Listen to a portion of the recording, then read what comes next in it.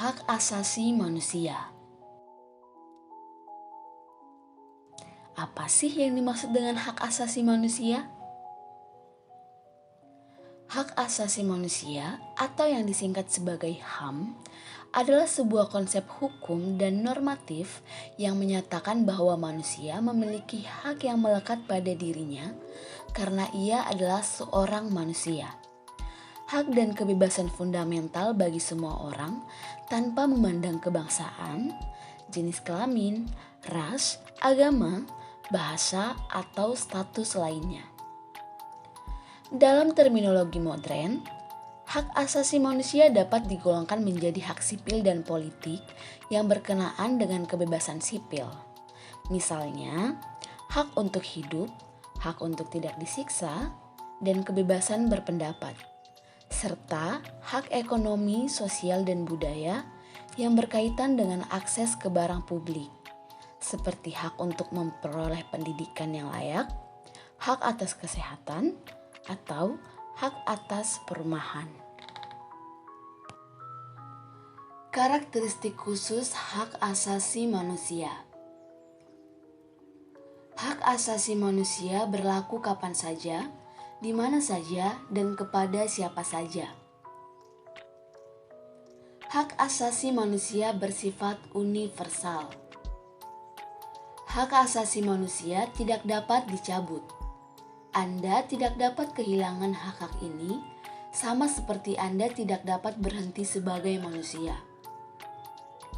Hak asasi manusia tidak dapat dipisahkan. Tidak ada yang dapat mengambil hak karena hak tersebut kurang penting atau tidak esensial. Hak asasi manusia saling bergantung. Bersama-sama hak asasi manusia membentuk struktur yang saling melengkapi. Misalnya, kesempatan Anda untuk berpartisipasi dalam pengambilan keputusan lokal secara langsung bergantung pada hak Anda atas kebebasan berekspresi, untuk berserikat, atas pendidikan, dan bahkan untuk memenuhi kebutuhan hidup. Hak asasi manusia adalah cerminan dari kebutuhan dasar hidup. Tanpa hak asasi manusia, seseorang tidak dapat menjalani kehidupan yang bermartabat. Melanggar hak asasi seseorang berarti memperlakukan orang tersebut seolah-olah dia bukan manusia. Mempromosikan hak asasi manusia berarti menuntut agar martabat semua manusia dihormati.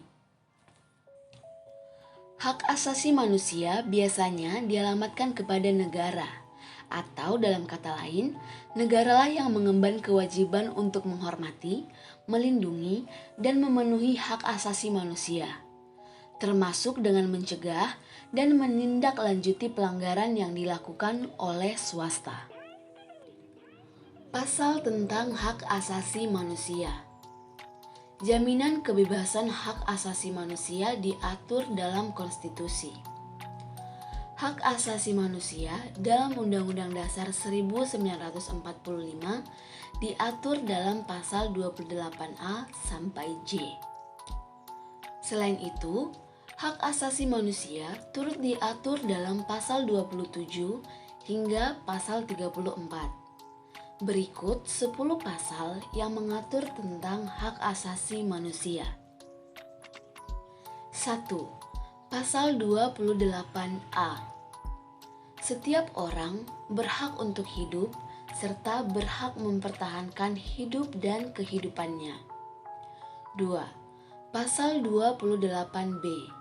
Butir yang pertama, setiap orang berhak membentuk keluarga dan melanjutkan keturunan melalui perkawinan yang sah.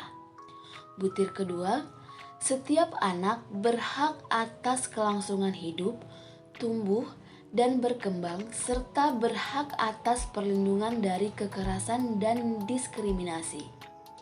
3. Pasal 28C. Butir yang pertama, setiap orang berhak mengembangkan diri melalui pemenuhan kebutuhan dasarnya, berhak mendapatkan pendidikan dan memperoleh manfaat dari ilmu pengetahuan dan teknologi, seni dan budaya, demi meningkatkan kualitas hidupnya dan demi kesejahteraan umat manusia. Butir yang kedua, setiap orang berhak untuk memajukan dirinya dalam memperjuangkan haknya secara kolektif untuk membangun masyarakat, bangsa, dan negaranya. 4. Pasal 28D. Butir yang pertama, setiap orang berhak atas pengajuan, jaminan, perlindungan, dan kepastian hukum yang adil serta perlakuan yang sama di hadapan hukum. Butir kedua, setiap orang berhak untuk bekerja serta mendapat imbalan dan perlakuan yang adil dan layak dalam hubungan kerja. Butir yang ketiga, setiap warga negara berhak memperoleh kesempatan yang sama dalam pemerintahan. Butir keempat, setiap orang berhak atas status kewarganegaraan. 5. Pasal 28E. Butir pertama, setiap orang berhak memeluk agama dan beribadat menurut agamanya, memilih pendidikan dan pengajaran, memilih pekerjaan, memilih kewarganegaraan, memilih tempat tinggal di wilayah negara dan meninggalkannya, serta berhak kembali. Butir kedua, setiap orang berhak atas kebebasan meyakini kepercayaan, menyatakan pikiran dan sikap sesuai dengan hati nuraninya.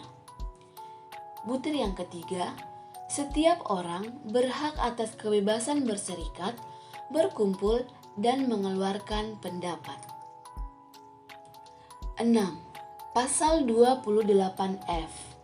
Setiap orang berhak untuk berkomunikasi dan memperoleh informasi untuk mengembangkan pribadi dan lingkungan sosialnya, serta berhak untuk mencari, memperoleh, memiliki, menyimpan, mengolah, dan menyampaikan informasi dengan menggunakan segala jenis saluran yang tersedia.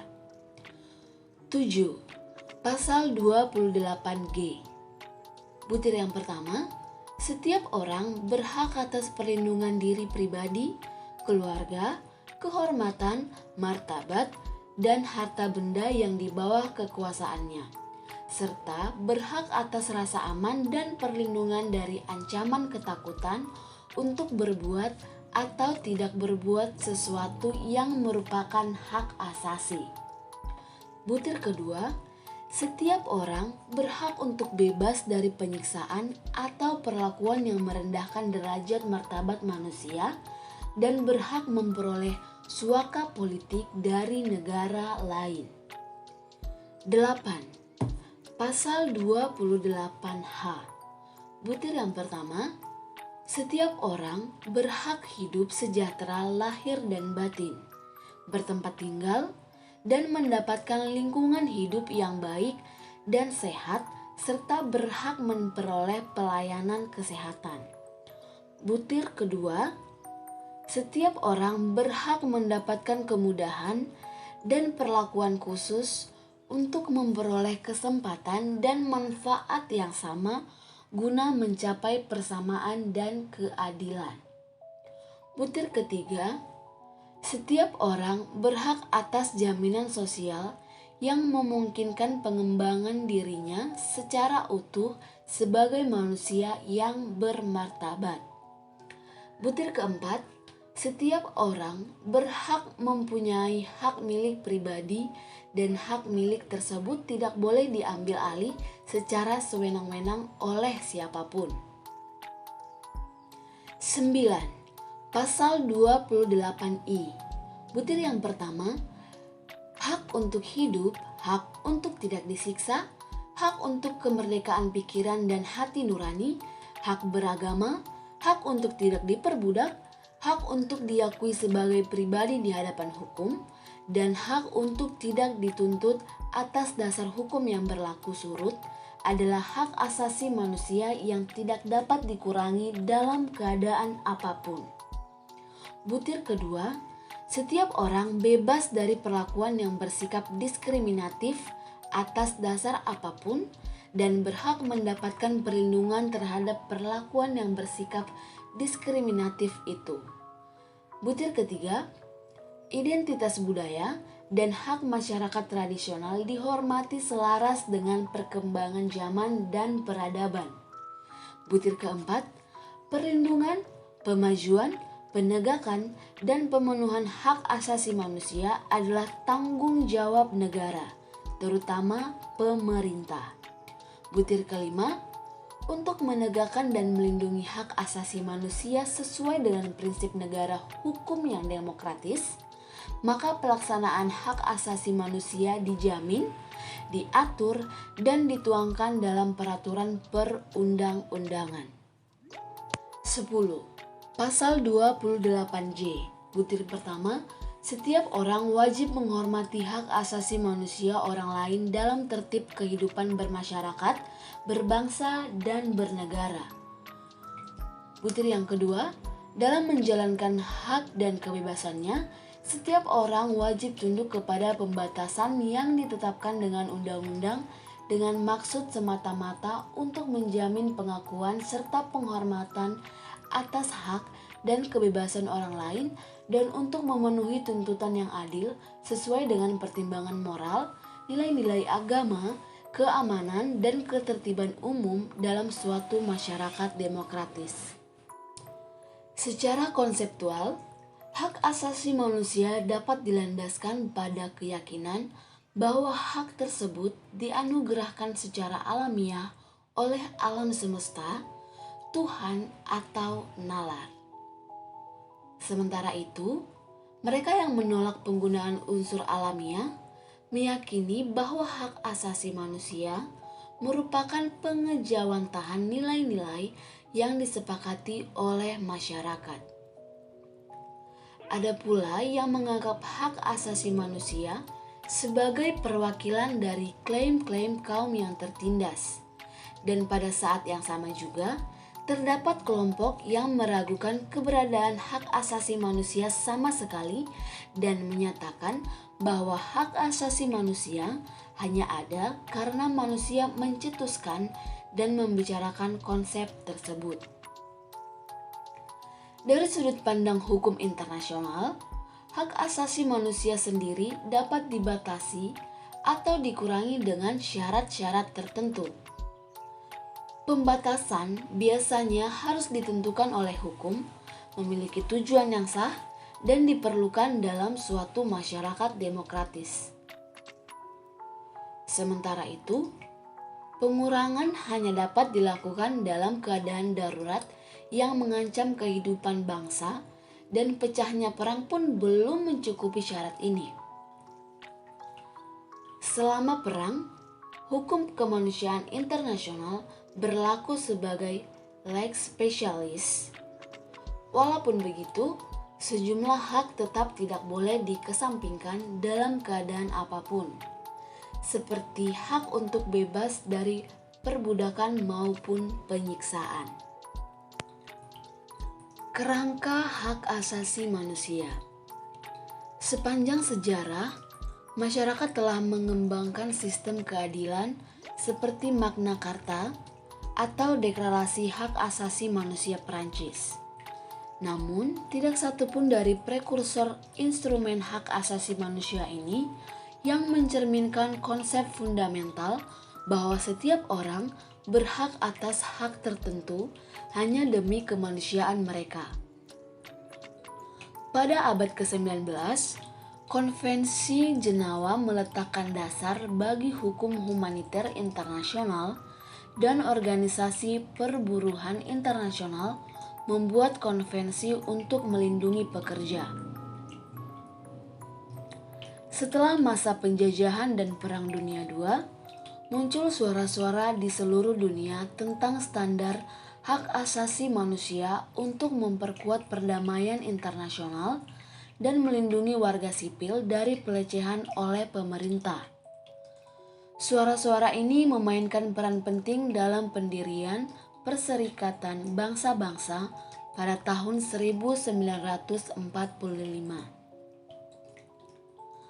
Hak untuk semua anggota keluarga manusia, pertama kali ditetapkan dalam Deklarasi Universal Hak Asasi Manusia, salah satu inisiatif pertama dari Perserikatan Bangsa-Bangsa yang baru dibentuk. Ke-30 pasal ini bersama-sama membentuk pernyataan yang komprehensif dengan hak ekonomi, sosial, budaya, politik, dan sipil. Deklarasi ini bersifat universal atau berlaku untuk orang-orang di seluruh dunia dan tidak terpisahkan, yang artinya semua hak sama pentingnya untuk realisasi penuh kemanusiaan seseorang. UDHR adalah sebuah pernyataan. Memang benar sekarang ini berstatus hukum kebiasaan internasional. Tetapi karena itu adalah pernyataan, itu hanya menyiratkan seperangkat prinsip yang menjadi komitmen negara-negara anggota Perserikatan Bangsa-Bangsa dalam upaya untuk menyediakan kehidupan yang bermartabat bagi semua orang. Agar hak-hak yang ditentukan dalam deklarasi dapat ditegakkan sepenuhnya secara hukum, mereka harus ditulis dalam dokumen yang disebut perjanjian. Untuk alasan politis dan prosedural, hak dibagi menjadi 2 perjanjian terpisah, masing-masing menangani kategori yang berbeda. Kovenan Internasional tentang Hak Sipil dan Politik menetapkan hak-hak khusus berorientasi kebebasan yang tidak boleh diambil oleh negara dari warganya, seperti kebebasan berekspresi dan kebebasan bergerak. Kovenan Internasional tentang Hak Ekonomi, Sosial, dan Budaya mengatur pasal-pasal dari UDHR yang mendefinisikan hak individu untuk menentukan nasib sendiri dan hak untuk kebutuhan dasar seperti makanan, tempat tinggal, dan perawatan kesehatan yang harus disediakan oleh negara sejauh mungkin. Majelis Umum PBB mengesahkan kedua konvensi tersebut pada tahun 1966. Sejak diadopsi pada tahun 1948, Deklarasi Universal telah menjadi dasar bagi 20 perjanjian utama hak asasi manusia. Bersama-sama ini membentuk kerangka hak asasi manusia Perserikatan Bangsa-Bangsa. Perjanjian hak asasi manusia utama Perserikatan Bangsa-Bangsa adalah Konvensi tentang Pencegahan dan Hukuman Genosida pada tahun 1948. Konvensi Internasional tentang Status Pengungsi tahun 1951.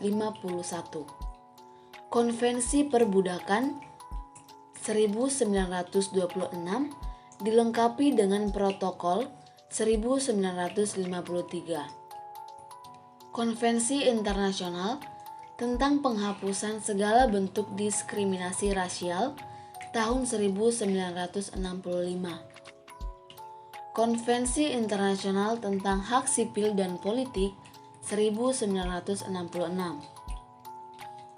Konvensi tentang ketidakterlakuan batasan hukum terhadap kejahatan perang dan kejahatan terhadap kemanusiaan tahun 1968. Konvensi Penghapusan Segala Bentuk Diskriminasi Terhadap Perempuan tahun 1979.